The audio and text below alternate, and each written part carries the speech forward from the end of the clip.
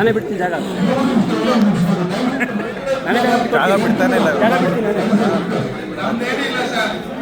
1 ನಿಮಿಷ ಅಂದ್ರೆ 1 ನಿಮಿಷ, 2 ನಿಮಿಷ ಅಂದ್ರೆ 2 ನಿಮಿಷ, 3 ನಿಮಿಷ ಅಂದ್ರೆ 3 ನಿಮಿಷ.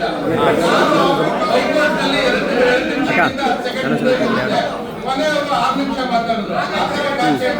ಒಂದೇ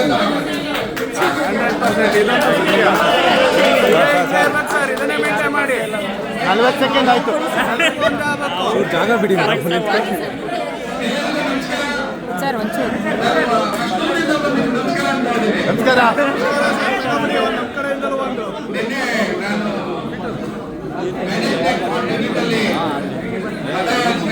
ಪರಿಚಯ ಮಾಡ್ಕೊಳ್ಳುವಾಗ ಅವರೇ ಹೇಳಿದ್ರು ಕ್ರಮ ಸಂಖ್ಯೆ 1 ನಂಜಪ್ಪ ಕಳೆಗೌಡ ಅಂತ.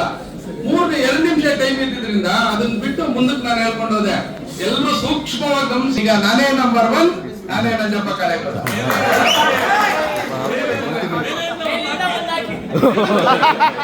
ಮೇಲಿಂದ ಕರೆಕ್ಟ್, ಮೇಲಿಂದ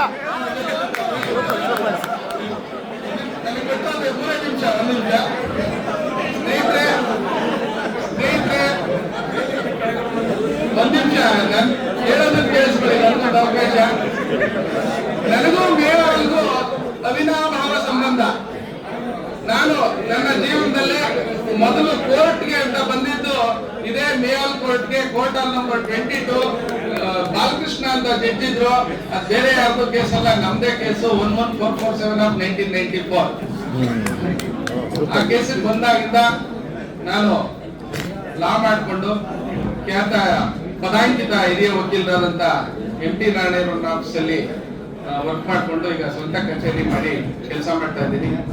ನಾನು ಅವ್ರು ಇದು ಮಾಡಿದ್ರು ಇವ್ರು ಮಾಡಿದ್ರು ಅದು ಸರಿ ಇಲ್ಲ ಇದು ಸರಿ ಇಲ್ಲ ಅಂತ ಹೇಳೋದಿಲ್ಲ.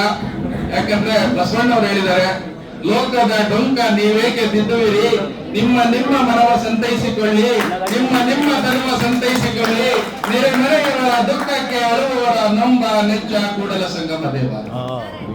ಹಾಗಾಗಿ ಬದಲಾವಣೆ ಜಗದ ನಿಯಮ. ಯಾವುದು ಯಾಂತ್ರಿಕ ಜೀವನ ಅಲ್ಲ, ನಿರಂತರವಾಗಿರ್ತದೆ. ನಾನು ಬಂದಾಗಿಂದ 10 ಜನ ಪ್ರೆಸಿಡೆಂಟ್ಗಳು ಹೋಗಿದ್ದಾರೆ, ಮುಂದಕ್ಕೂ ಬರ್ತಾರೆ. ಈ ಅಸೋಸಿಯೇಷನ್ ನಾನು ಹುಟ್ಟಕ್ಕಿಂತ ಮುಂಚೆನೂ ಇತ್ತು, ಈಗೂ ಇರುತ್ತೆ, ಮುಂದೆನೂ ಇರುತ್ತೆ. ನಾವ್ ಏನ್ ಕೆಲಸ ಮಾಡಿದ್ವು ರಾಶಿ ಗುಡ್ಡೆ ಬಿಟ್ಟೋದು ಅದು ಮಾತ್ರ ಇಲ್ಲಿ ಉಳಿಯುತ್ತೆ. ಒಳ್ಳೇದ್ ಮಾಡಿದ್ರೆ ಒಳ್ಳೇದ್ ನೆನೆಸ್ತಾರೆ, ಕೆಟ್ಟದ್ ಮಾಡಿದ್ರೆ ಕೆಟ್ಟದಾಗ ಮಾಡ್ತಾರೆ. ನಾನು ಹೈಕೋರ್ಟ್ ನಲ್ಲಿ ಹೇಳ್ತಾ ನಾನು ಇಲ್ಲಿ ಏನ್ ಬಂದೆ ಅಂತ ಹೇಳಿದ್ರೆ, ನಾನು 3 ಸಂಸ್ಥೆಗಳಲ್ಲಿ ಕೆಲಸ ಮಾಡಿ ಪಾರದರ್ಶಕ ತೋರಿಸಿ ಲೆಕ್ಕಪತ್ರವನ್ನ ಸರಿಯಾಗಿ ಇಟ್ಟಿದ್ದೇನೆ. ನೀವು ಒಳ್ಳೆ ಕೆಲಸ ಮಾಡ್ತೀರಿ ಅಂತ ಹೇಳಿ ನಮ್ಮ ಸ್ನೇಹಿತರು ಇಲ್ಲೂ ನಿಂತ್ಕೊಳ್ಳಿ ಅಂತ ಹೇಳಿದ್ರು. ನಮ್ಮ ಅಧ್ಯಕ್ಷರು ಅದಕ್ಕೆ ಉತ್ತರ ಕೊಡ್ಲಿಲ್ಲ. Shakespeare, Bruce and the spider, ನಾನು ಗಂಟಾಘೋಷವಾಗಿ ಕೇಳ್ತೀನಿ, ಬಹಿರಂಗ ವೇದಿಕೆಯನ್ನು ಮಾಡ್ತೀನಿ, ಚರ್ಚೆಗೆ ಬರ್ಲಿ. 3 ವರ್ಷ ಅವಧಿನಲ್ಲಿ ನಮ್ಮ ವಕೀಲರ ದುಡ್ಡು ಎಷ್ಟು ಅಸೋಸಿಯೇಷನ್ ಬಂತು, ಹೊರಗಡೆ ಸರ್ಕಾರದಿಂದ ಎಷ್ಟು ಬಂತು, ಎಷ್ಟು ಖರ್ಚಾಯ್ತು, ನಿಮ್ಗೆ ಯಾರಿಗಾದ್ರೂ ಗೊತ್ತಾ? ಗೊತ್ತಿಲ್ಲ, ಹೇಳಿ ಅದನ್ನ ಇಲ್ಲಿ ಸ್ಪಷ್ಟಪಡಿಸಿಲ್ಲ, ನಾನು ಇನ್ನಕ್ಕೆ ಹೋಗ್ಬಿಡ್ತೇನೆ. ಹಾಗಾಗಿ ನೋಡಿ, ಈ ಇದರಲ್ಲಿ ಈಗ ಮೀಡಿಯಾ ಬಹಳ ಫಾಸ್ಟ್ ಆಗ್ಬಿಟ್ಟು ಕಟ್ ಅಂಡ್ ಪೇಸ್ಟ್ ಎಲ್ಲ ನಮ್ಮ ಅಸೋಸಿಯೇಷನ್ ಅಲ್ಲಿ ಬೆದರ್ ಮರ ಇದೆ, ಬಂದು ನೀವೆಲ್ಲ ಬೇಕಾದ್ರೆ ಕಳ್ಳಿ ಅಂತ ಬರುತ್ತೆ, ಕಳ್ಳಿ ಸಾರು ಮಾಡ್ಕೋಬಹುದು. ಆ ತರ ಬೆದರ್ ಮರ ಬೆಳೆದಿದೆ. ಹಲಸಿನ ಮರ ಇದೆ, ನೆಕ್ಸ್ಟ್ ಬಂದಲ್ಲಿ ಹಲಸಿನ ತಿನ್ಬೋದು. ಈ ತರ ಕೆಲಸಗಳು ನಮ್ಗೆ ಬೇಕಾಗಿಲ್ಲ. ಮೊನ್ನೆ ಒಬ್ರು ಒಂದು ಕೇಸ್ ಹೋದಾಗ ಒಬ್ರು ಇನ್ಸ್ಪೆಕ್ಟರ್ ಅಂತ ಇದ್ರು, ಇನ್ಸ್ಪೆಕ್ಟರ್ ಅಲ್ಲ ACP ಕೇಳಿದ್ರು. ಯಾವ ಒಂದು ಕೇಸಲ್ಲಿ ಹೆಸರು ಬೇಡ, ಅದು ಬಹಳ ಕಾಂಟ್ರವರ್ಷಿಯಲ್ ಕೇಸು. ಆ ಕೇಸಲ್ಲಿ ರಿಯಲ್ ಅಕ್ಯೂಸ್ಡ್ ಅಂದ್ರೆ ಹೈಕೋರ್ಟ್ ಅಂತ ಹೇಳಿದ್ರು. ರಿಯಲ್ ಅಕ್ಯೂಸ್ಡ್ ಅಂದ್ರೆ ಹೈಕೋರ್ಟ್ ಅಂದ್ರು ಮೇಲ್ಪಟ್ಟಿದ್ದ ವಿಚಾರದಲ್ಲಿ.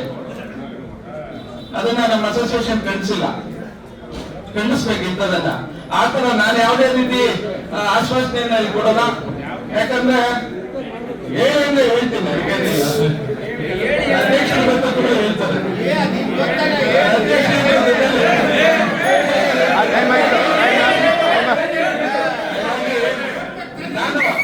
ನಮ್ಮ ಇತಿಮಿತಿ ನಮಗೆ ಗೊತ್ತಿದೆ, ನಮ್ಮ ಸಂಪನ್ಮೂಲ ಏನು ಅನ್ನೋದು ಗೊತ್ತಿದೆ. ನಾವು ಯಾವುದೇ ಅಭಿವೃದ್ಧಿ ಮಾಡ್ಬೇಕಾದ್ರೆ ಸರ್ಕಾರದ ಹಣವನ್ನು ತರಬೇಕಾಗ್ತದೆ.